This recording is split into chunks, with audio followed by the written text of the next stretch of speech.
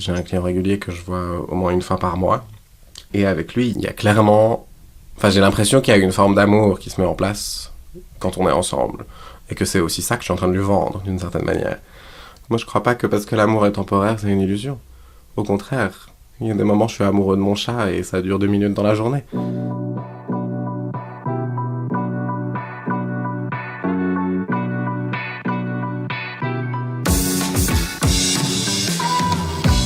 Bienvenue dans Brise-Glace, un podcast du temps qui s'intéresse à tout ce qu'on n'ose ni dire ni demander aux gens qui nous entourent. Pour ce premier podcast, on a eu envie de plonger, tête la première, dans tous les sujets qu'on évite soigneusement lors des conversations polies, ces sujets qui dérangent parce qu'ils nous mettent face à nos préjugés. Charles, c'est un jeune homme qui va à l'encontre de toutes les idées reçues sur les travailleurs du sexe.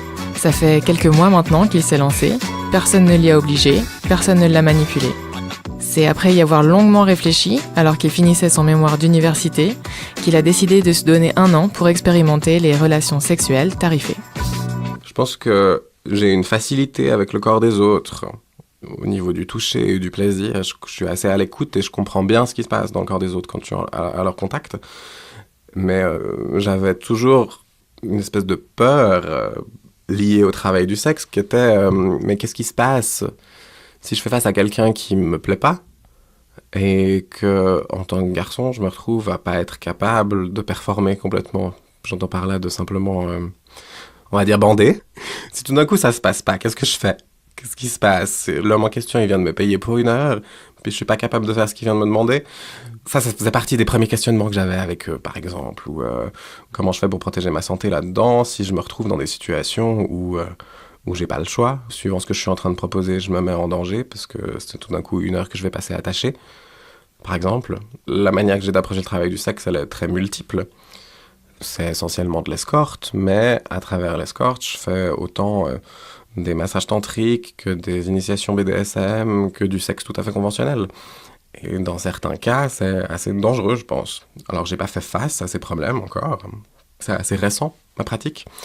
Donc, je considère pas non plus avoir énormément d'expérience, mais sur l'ensemble de ces mois, j'ai eu aucune expérience négative. J'ai pas eu de problème avec qui que ce soit. À aucun moment, la question de la protection, c'était un problème. Est-ce qu'on porte une capote ? Est-ce que t'es sous PrEP ? Est-ce que... C'est vrai qu'avec mes clients, c'est quelque chose que je règle assez vite par la parole. Je pense qu'il y a beaucoup de communication à mettre en place. Ça en décourage beaucoup, qui aimeraient avoir quelque chose, je pense, d'assez immédiat et de rapide, puis c'est pas ce que je leur propose. Puisqu'avec moi, c'est assez à la carte, du coup, il faut qu'ils puissent formuler quelque chose. Je suis pas initiateur. D'une certaine manière, je considère, vu la facilité que j'ai avec le corps des autres, être une forme de thérapeute. Je vais rendre un service qui est certes contre de l'argent, mais comme toute forme de service, pour les aider à accéder à une forme de plaisir avec leur corps ou avec le mien. Du coup, c'est mon rôle de leur amener ça. Et c'est aussi comme ça que j'ai réglé ce problème par rapport au fait d'être performant. C'est justement de me rendre compte que c'était pas mon plaisir qui importait, vu que j'étais en train d'être payé pour un service pour quelqu'un d'autre, et que c'était le plaisir de cet autre qui comptait à ce moment-là. Il y a une forme de dévouement, la seule chose qui compte, c'est leur plaisir, donc je suis prêt à tout faire pour ça. Le travail du sexe, depuis longtemps, c'est une notion qui me perturbe, depuis déjà enfant, de déprécier cette profession, alors que je suis un fada d'histoire et assez vite j'ai compris en faisant du latin que c'était l'une des premières professions de l'humanité et que à l'époque on les appelait pas des putes mais on les appelait des louves et c'était tout autant péjoratif et je comprenais pas en quoi c'était autant problématique puisque le mythe fondateur de Rome c'est 2 enfants qui sont élevés par cette louve. Donc il y a une métaphore derrière la louve de Rome qui est en fait les enfants se sont fait élever par une prostituée et ça devient l'un des plus grands empires de l'Antiquité, donc il y a quelque chose qui fonctionnait pas pour moi déjà assez tôt dans comment on considérait ce travail. Après, faire le pas pour avoir les premiers clients et se retrouver à travailler réellement en tant qu'escorte, ça a pris beaucoup plus de temps. Je pense qu'il y a eu au début des raisons financières, mais qui à la fois me titillaient pour me lancer, parce que tout d'un coup j'étais dans le besoin, et puis en même temps me retenaient, parce que j'avais l'impression que c'était pas la bonne raison pour s'y mettre. À cette époque-là, je pense que ça corrèle aussi avec le début pour moi d'un coming out fétichiste et du coup d'une approche de la sexualité différente une ouverture à d'autres formes de sexualité. Une de mes meilleures amies qui a fait les mêmes études que moi, elle était fétichiste. Elle m'a embarqué à Berlin au German Fetish Ball. Donc c'est la scène hétéro, c'est pas du tout la scène gay. Et je pense que le milieu hétéro pour moi était plus simple dans le sens où à cette époque-là, comme je me considérais encore comme un homosexuel, je me sentais presque protégé. Je suis juste venu m'habiller en latex pour être avec vous, mais pas forcément avoir du sexe avec vous. Du coup, je pense qu'il y avait déjà une forme de sensibilisation au sexe et donc aussi au travail du sexe. Il y a quelque chose de beaucoup plus libre. C'est typiquement dans ce genre de milieu qu'on peut tomber sur un homme habillé en soubrette dans une soirée et qui est tout à fait heureux de jouer la soubrette et puis c'est ok pour tout le monde. Il n'y a aucun jugement négatif qui émane de qui que ce soit dans ces milieux. Du coup, je pense que ça a permis aussi, au moment où j'étais tellement dans le besoin financier de pouvoir formuler, que c'était peut-être une possibilité. J'étais dans une phase où financièrement il n'y avait rien qui fonctionnait, professionnellement il n'y avait pas grand-chose qui fonctionnait, socialement c'était assez terrible, parce que j'étais plus ou moins en train de rater mes études et je consommais pas mal de drogue, donc il y avait trop de choses en même temps pour que je me dise « Ah, je vais rajouter le travail du sexe par-dessus », non, j'avais juste l'impression que j'allais me mettre encore plus en danger. Et du coup c'est revenu au goût du jour il y a de ça presque 1 an, essentiellement via des cercles d'amis de la fête du slip, où j'ai rencontré des travailleurs du sexe. Et c'était la première fois que j'entendais ce terme, que je faisais pas face ni à escorte, ni à pute, ni à prostituée. Et eux le revendiquaient de manière très politique. Le travail du sexe, c'est un spectre énorme où on considère la pornographie, le visuel, l'escorte, les camgirls, les camboys. Enfin, il y a un panel de professions liées au travail du sexe qui est beaucoup plus large que ce que le commun des mortels a tendance à considérer. Et je pense qu'ils y font tous face d'une manière ou d'une autre. C'était une année qui laissait de l'espace pour expérimenter dans tous les domaines, parce qu'il y avait longtemps que j'avais envie de reprendre une pratique artistique, que j'avais envie d'avoir des projets pour moi, de développer des choses aussi à l'écrit. Et tout d'un coup, le travail du sexe, c'était un moyen d'expérimenter, certes, la sexualité et mon identité face à d'autres personnes, comment est-ce que je me comporte avec des personnes que je connais pas vis-à-vis de la sexualité, etc. Mais outre l'aspect pécunier, c'est aussi devenu, dans ce sens-là, une plateforme d'expérimentation où, artistiquement, ça m'apporte beaucoup. Je suis une autre personne dans ces moments-là où je joue avec un autre personnage. Et aussi, tout d'un coup, c'est devenu assez rapidement spirituel avec certains de mes clients, avec l'arrivée du tantra et de certains massages sacrés hawaïens qu'on m'a appris à Berlin l'été dernier. C'est devenu du matériel pour créer également. Je me suis mis à prendre des notes, à réfléchir sur ce que ça voulait dire, comment ça se passait. Tout d'un coup, s'il y avait des moments de tension, essayer de les comprendre et de les régler par la créativité, d'une certaine manière. Il y avait moins le besoin financier. Cette fois-ci, il y avait plus de l'espace pour pouvoir le développer qu'un besoin, en fait. Et je pense que c'est ça qui est important dans le début de cette pratique. Est-ce que vous pouvez nous parler de la première fois, alors, ce premier client ? Alors, j'ai un profil sur un site internet. Il y a pas mal de plateformes en ligne pour les escortes gays, en tout cas c'est assez facile. Et donc il m'a contacté par ce site. Et sur ce profil, j'ai une liste de toutes les choses que je peux faire et aussi une liste de qui je suis. Je trouvais assez drôle de faire ça sous forme de liste, mais en ayant des termes comme queer, multiple, polyamour, expérience de boyfriend. Et du coup, il a assez vite vu que je proposais des choses liées au fétichisme, au cuir, au latex, à la domination, à la soumission. Et c'était là-dedans qu'il voulait qu'on fasse des choses, mais c'était quelque chose de très soft dans un premier temps, parce qu'il avait juste envie qu'on soit looké, puis qu'on fasse l'amour looké. C'était assez flippant pour une première, dans le sens où on se lance un peu dans l'inconnu, comme ça. Après, j'ai un instinct de survie très développé. Typiquement, dans ce cas-là, j'avais 3 copines différentes qui savaient exactement où j'allais, qui devaient appeler d'abord mon numéro à telle heure si ça allait pas, et puis un autre doigt derrière si ça allait toujours pas, si j'avais toujours pas donné signe de vie, et si ça allait plus loin, qui devaient prendre contact avec la police. J'avais développé toute une méthodologie pour me défendre, si jamais. Du coup, il est venu me chercher, mais je crois qu'il était en retard. J'étais presque prêt à remonter dans le train et à me dire, bon, bah tant pis, voilà, c'est une première ratée. Mais en fait, il m'écrivait des messages, il était en route, vu qu'il habitait assez loin dans la montagne. Et du coup, il est arrivé, c'est quelqu'un qui a des moyens, on dira. Et du coup, c'est vrai qu'il y avait quelque chose d'un peu étrange et de bizarre dans ces premières 20 minutes qu'on a passées ensemble, où il n'y avait pas de sexe, où il n'y avait pas ce service qu'il était en train de m'acheter. Et on en est vite venu à parler de Berlin. Parce que du coup, vu qu'il était fétichiste, je trouvais que c'était assez simple de parler de mon amour pour cette ville et de sa multiplicité et de la scène fétiche. Puis quand on est arrivé chez lui, bah, je me souviens qu'il y avait 2 chats qui sont venus m'accueillir. Déjà, il a un espèce de chalet où il vit tout seul. Enfin, il y a 2-3 maisons autour, mais on a l'impression qu'il vit tout seul parce qu'il a une énorme vue sur tout d'un coup le lac. Il n'y a pas d'autres maisons derrière ni devant. Donc il y avait un côté un peu grotte dans l'endroit dans lequel on a été, où il y avait juste une toute petite fenêtre, il faisait très sombre, il avait baissé les stores, au cas où, si tout d'un coup il y avait des marcheurs ou des gens du village qui pouvaient nous voir. Là, il ouvre un grand placard dans lequel il y a, je sais pas, je pense 50 blousons, 50 bombers. Et là, j'ai compris qu'il était très branché par ce genre de look, que c'était peut-être ça son plus gros fétiche, même s'il m'avait demandé de venir en cuir, lui il n'en avait pas du tout. Ah, moi, mon truc, c'est ça. Donc, moi, je vais avoir mon bomber et ma combinaison militaire dessous. Et du coup, on s'est changé. Bah, je pense que j'étais pas le premier qui l'engageait, donc il savait d'une certaine manière comment y aller aussi. C'est-à-dire que c'est lui qui a fait le premier pas, qui m'a attrapé et qui s'est mis à m'embrasser. Et c'est comme ça que le plan a commencé. Là, dans ce cas-là, c'était prévu qu'il m'engage pour 1 heure. Donc, j'avais pas mis de réveil, mais je pense que j'ai une horloge dans la tête. Fait que tout d'un coup, j'étais là, ah, je crois qu'il reste 5 minutes. Je me suis levé, j'attrape mon téléphone. Ah oui, bon, bah, on va finir. Moi, j'ai pas fini d'ailleurs. Mais c'est souvent pas la question, à moins qu'on me le demande, mais il y a un côté où c'est pas forcément ceux qui recherchent. Et bah, du coup, on est remonté à l'étage. Il a été très réglo, hein. Il m'a payé exactement ce qu'il fallait, mais c'est vrai qu'il l'a payé au moment où je sortais de la voiture et qu'il m'a ramené en bas de la montagne, quoi.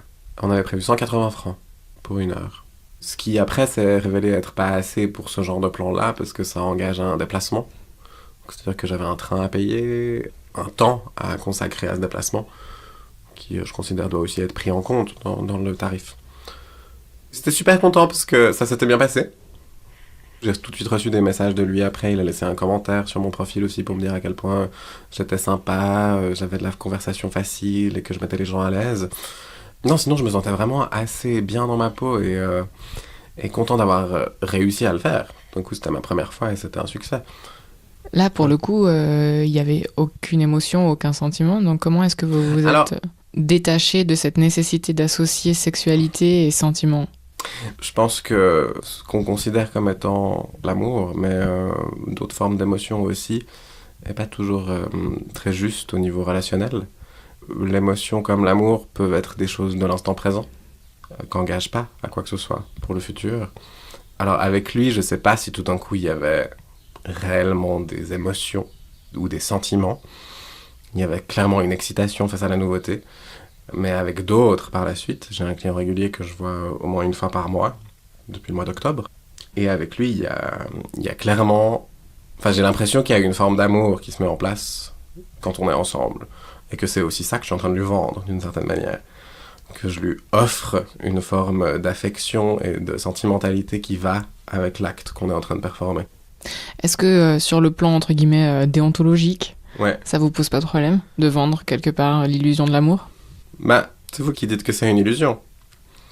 C'est une illusion parce qu'elle est temporaire. Moi, je crois pas que parce que l'amour est temporaire, c'est une illusion. Au contraire, il y a des moments où je suis amoureux de mon chat et ça dure 2 minutes dans la journée. Après, je suis plus amoureux de lui. C'est parce que l'amour est à plein d'autres endroits et l'amour, c'est justement un construit qu'il faut qu'on repense et qu'on restructure. C'est comme si l'amour était scellé dans la structure du couple et dans les choses pragmatiques qui en découlent. Donc, comment est-ce qu'on peut construire des choses ensemble à 2 pour être une entité à 2 et non pas être 2 individus qui de temps en temps partagent des choses fortes et profondes. Ouais, déjà j'ai pas l'impression que c'est une illusion, et est-ce que d'un point de vue déontologique ça me pose problème ? Non plus, parce que d'une certaine manière c'est aussi comme ça que j'arrive à lui promulguer des soins à cet homme, que c'est de ça dont il a besoin à une phase dans sa vie où c'est quelqu'un d'assez âgé qui est en train d'essayer de régler la question de la sexualité. Il a eu beaucoup de problèmes de santé ces dernières années, il a failli y passer puis il a survécu. Et il y a des choses qui découlent de ça qui font qu'il ne sait pas exactement combien de temps il a encore à vivre sur cette terre. Et du coup, lui, quand il a commencé à m'engager, ce qu'on a rapidement formulé dans ce qui se passerait entre nous, c'était le fait qu'il avait besoin d'explorer beaucoup de choses dans la sexualité, parce qu'il avait l'impression que c'était là qu'il allait pouvoir aussi se soigner, parce qu'il avait des liens manquants. Il y avait des choses qu'il n'avait pas eu le temps de faire dans sa vie, qu'il n'avait pas eu le temps d'essayer, typiquement des choses de fétichisme et d'amour. C'est quelqu'un qui n'a jamais été en couple, et qui en fait apprécie aussi avoir de temps en temps l'impression d'être en couple. Il n'a pas besoin de se dire que c'est tous les jours qu'il est en couple, tandis que si il m'engage pour partir une semaine en vacances avec lui, ben pendant une semaine en vacances, on est un couple d'une certaine manière. Et c'est vrai que c'est ce service-là pour lequel je suis engagé. Mais je vois où la déontologie entre en compte, mais j'y crois pas. Depuis que vous avez commencé, il y a donc 8 mois, combien de clients est-ce que vous avez eu ? Alors, j'en ai 3, voire 4 que je peux considérer comme des clients réguliers, que je vois au moins une fois par mois. Et dans l'absolu, il doit y en avoir 8, peut-être, depuis le mois d'août. Ce qui n'est pas énorme, en fin de compte. Hein. Je pense qu'il y en a qui en font beaucoup plus que moi, mais je sais pas, je crois que je suis sélectif.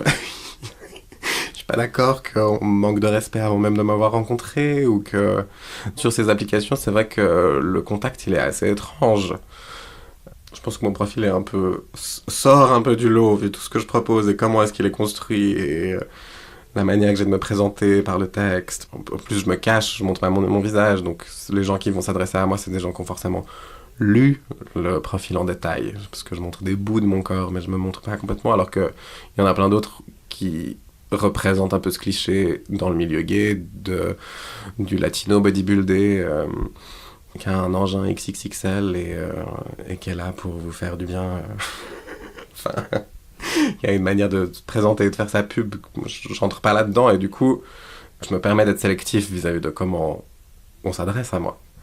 Si tu m'as pas dit bonjour, si tu vas droit au but, si tu m'envoies une photo de ta queue avant même de m'avoir parlé, des gens qui grilleraient des étapes qui pour moi sont importantes dans l'échange, bah c'est pas possible. Ou alors ça va simplement être du sexe pour du sexe, puis finalement je suis pas en train de jouer mon rôle de thérapeute. Il y a quelque chose là qui joue pas. Si vous voulez savoir quel genre de personnes j'ai rencontré via ces applications, c'est des gens de tout âge et tout milieu. Ça touche toutes les strates de la société. Ouais, j'ai eu des juristes, j'ai eu des banquiers, j'ai eu des artistes, j'ai eu des étudiants, des hétéros, des homosexuels, des bi, un peu de tout en fait. Quel est le préjugé au sujet du travail du sexe qui vous choque le plus ? Attendez, il y en a plein qui se télescopent dans ma tête là, mais je crois quand même celui qui ressort en premier, c'est cette idée qu'on a été embarqué dans la profession sans avoir eu le choix. Que ça émanait pas d'un choix personnel, qu'on nous a forcé la main. Parce que de mon expérience, c'est pas du tout le cas. J'ai parlé avec des gens qui évoluent dans ces milieux de travail du sexe à Berlin et dans d'autres endroits en Europe, mais à aucun moment ils m'ont dit « Allez, vas-y, c'est bon, t'es prêt !» Enfin, c'était pas du tout la question, au contraire. C'est plutôt est-ce que t'en as vraiment envie ? Est-ce que toi, en tant que personne, en face de moi, t'as vraiment envie de te lancer là-dedans ? Parce que tu peux faire face à certaines difficultés, tu peux être mal accueilli par certaines personnes, tu peux avoir des expériences horribles, parce qu'il y en a, malgré tout. Je pense qu'on se met à nu, quand même, quand on est travailleur du sexe. On se retrouve dans des situations où on a 2 corps nus dans une pièce qui n'est pas chez nous. Face à des instants de vulnérabilité. Quand vous parliez de dépréciation de ce travail, d'une façon générale, est-ce que vous avez le souvenir de l'avoir entendu en particulier de la part de, je sais pas, vos parents par exemple ou... Oui, je pense. Ma mère surtout, j'imagine, et son entourage. Je suis assez persuadé, vu comment ma sœur en parle aujourd'hui, qu'à l'époque, elle devait faire partie de courants féministes qui étaient contre le travail du sexe, qui considéraient que c'était aussi une manière d'objectifier et de réduire la femme à un statut moindre que celui de l'homme. J'ai grandi dans un milieu féministe et assez gauchiste. Mon père, quant à lui, c'est plutôt un gars qui a trouvé un boulot très rébarbatif, mais qui lui a laissé beaucoup de place pour vivre ses passions. Il se définirait comme un rider, il fait du sport sur le lac, et puis j'ai des souvenirs de lui fumant à la maison, un peu pété, à faire ses dessins, il faisait des caricatures, et du coup il y avait quelque chose de très visuel, et de très art de la scène en même temps, et un engagement politique assez prononcé. Donc rien de religieux, pas de baptême ou quoi que ce soit, on était athées assez vite, c'est des 68 arts sur le tard. Ma famille, je pense que je vais leur en parler. Mais ma famille, je mets toujours un peu de temps à leur annoncer les choses, parce qu'il faut que je prépare le terrain. J'ai un cousin qui est au courant. La plupart de mes amis sont au courant. Après, qui est ce que je considère comme mon ami, moi, il doit y avoir 7-8 personnes qui sont au courant. Après, quand je rencontre des personnes, pas forcément pour le travail, c'est-à-dire avec lesquelles je pourrais avoir simplement du plaisir pour moi, ou une histoire d'amour qui pourrait se développer, etc., avec eux, j'ai tendance à en parler assez vite. Premier ou deuxième rendez-vous, c'est assez vite sorti, histoire qu'on ne fasse pas face à ce problème à l'avenir. Et ça a toujours été assez bien accueilli. Les gens auxquels vous n'en parlez pas, de quoi est-ce que vous avez peur ? Alors, les gens auxquels j'en parlerai pas, ce seraient des gens dans d'autres milieux professionnels dans lesquels je pourrais évoluer, où là j'aurais peur de conséquences sur ma profession, sur mes autres professions. D'être renvoyé, de ne pas avoir le droit de travailler avec des enfants, typiquement l'enseignement dans le public. En fait, j'en ai aucune idée, je projette là, mais j'imagine que si je suis ouvertement un travailleur du sexe, ça pourrait poser problème d'être au contact d'enfants et de travailler dans l'éducation. Après, on en revient à ma famille. Je sais que ma sœur, typiquement, elle a une vision du travail du sexe ultra négative, où elle a l'impression que c'est des pauvres femmes. Donc déjà, c'est des femmes qui n'ont pas eu le choix, qui se sont retrouvées dans des maisons closes et qui ont des vies terribles parce qu'elles ont 3 enfants, puis qu'elles sont toutes seules, et qu'elles sont droguées, et qu'elles passent la soirée à boire du champagne pour pouvoir travailler. Tu te rends compte à quel point c'est horrible, etc. Ça existe ? Et bien sûr que ça existe, mais il n'y a pas que ça qui existe. C'est une vision très restreinte du travail du sexe, en fait. Pourquoi est-ce que vous pensez que c'est important en tant que société qu'on en parle ? Parce que c'est une forme d'ostracisation d'une partie de la population, que moi je peux vivre à différents niveaux, d'un point de vue intersectionnel, comme ça, en tant ayant grandi en tant qu'homosexuel, maintenant travailleur du sexe, drag queen, en plus de ça, je suis dans plusieurs domaines qui font que je suis assez vite l'autre par rapport à la norme. Et du coup, dans cette situation où on est facilement dans le rôle de l'opprimé, de celui qui n'est pas compris ou de celui qui est rejeté, marginal dans la société, c'est important qu'on en parle pour éviter que les gens se fassent leur propre mythe ou participent aux mythes qui sont énoncés par la société. Et du coup, c'est dans ce sens-là où, vis-à-vis de l'homosexualité, j'ai un rôle d'éducateur où je dois montrer ce que c'est, faire prendre conscience aux gens qui me rencontrent que le gay, l'homosexuel, c'est pas exactement l'image que tu t'en fais. Tu t'en fais une telle image parce que tu me connais pas, en fin de compte, et c'est l'ignorance qui fait que tu te permets de me déprécier, de me juger, de m'insulter, de me réduire, de te considérer homophobe, de penser que tes enfants, faut absolument pas qu'ils deviennent homosexuels parce que sinon t'auras pas de descendance, etc. Tous ces clichés liés à l'homosexualité, je pense qu'il y a longtemps qu'on a commencé le processus pour le dégrossir et éduquer les populations. Je pense que le travail du sexe, on en est un peu à une même période. On a un besoin d'ouverture pour normaliser la chose. Ouais. Merci d'avoir écouté Brise-Glace. Je suis Célia Héron et cet épisode a été réalisé en collaboration avec Virginie Nussbaum avant d'être monté et mixé par Adrien Samaki-Yablou. Vous pourrez retrouver tous les épisodes de Brise-Glace sur le site du Temps sous l'onglet Podcast ou sur iTunes et SoundCloud. Faites-nous part de vos impressions et commentaires sur Twitter, Facebook ou à l'adresse briseglace@letemps.ch. Et si ce podcast vous a plu, dites-le nous sur iTunes avec des étoiles. À dans 15 jours!